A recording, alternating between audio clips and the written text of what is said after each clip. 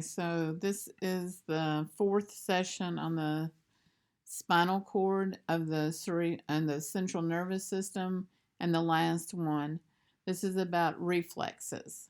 Okay. Spinal reflexes we have to have so that we can keep ourselves out of trouble.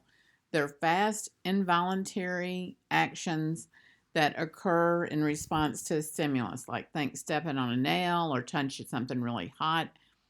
Some of them are inborn, like there's the one called the plantar reflex that is done on newborns.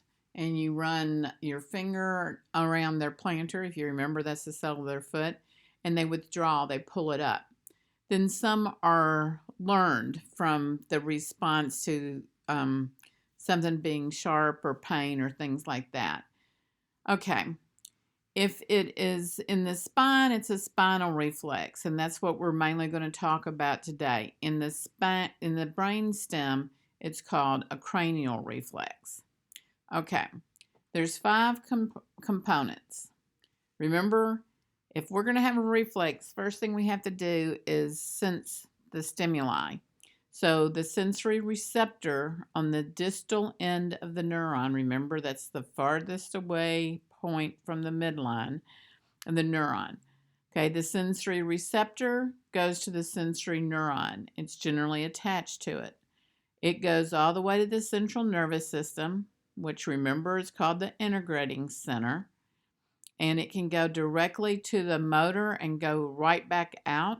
It might be one neuron, it might be more neurons. Then it's going to go to a motor neuron, and it's going to go to an effector. Remember, that's a muscle or a gland. So I have to have a response to the sensation that happened in the sensory receptor. If it's a somatic reflex, it's going to go to a skeletal muscle. Think of the patellar reflex whenever the physician hits right underneath your knee. That is a somatic reflex. It might be an autonomic reflex, which is involuntary, such as swallowing. That's an involuntary reflex. So let's look at some of these right here. This is the ones on the PowerPoint, and then we're going to go look at some stuff that is on Plus Portal on the quiz stuff.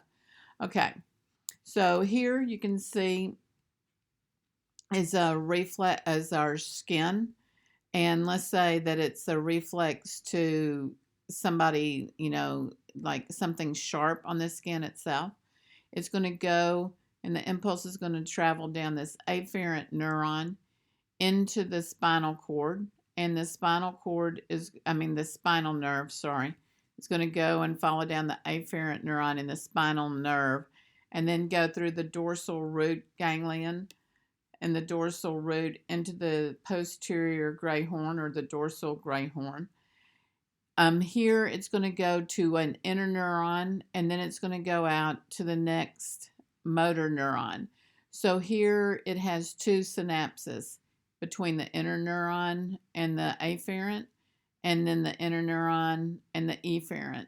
And then the efferent neuron continues on through the, sorry, I should say this right here is, remember, the anterior gray horn.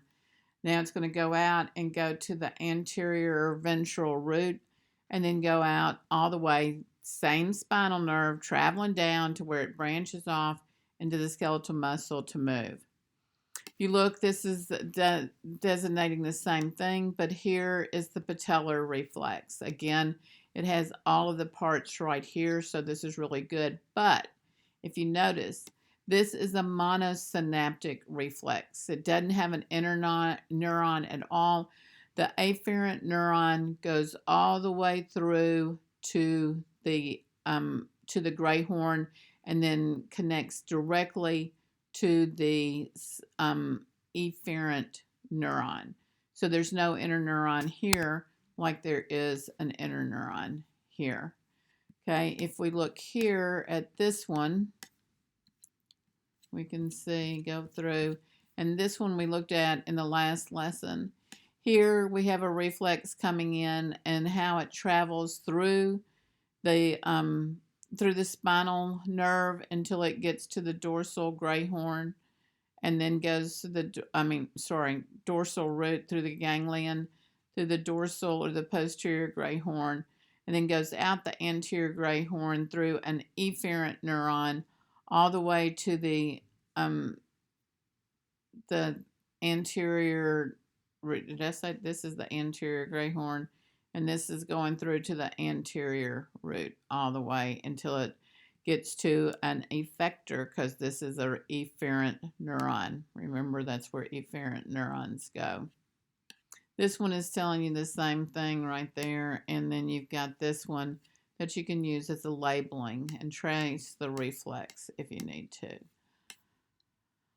Okay, I think that's it on the reflexes. I'm trying to think if there's anything else that you might need to know. The main thing is to know these 5 parts right there. Remember, somatic reflexes are affecting skeletal muscle, which what you would expect because it's voluntary. Autonomic, it's involuntary, so things we don't think about at all or have anything to do with. So I think I've covered most of the stuff that's on the spinal cord. Next series is going to start with the brain.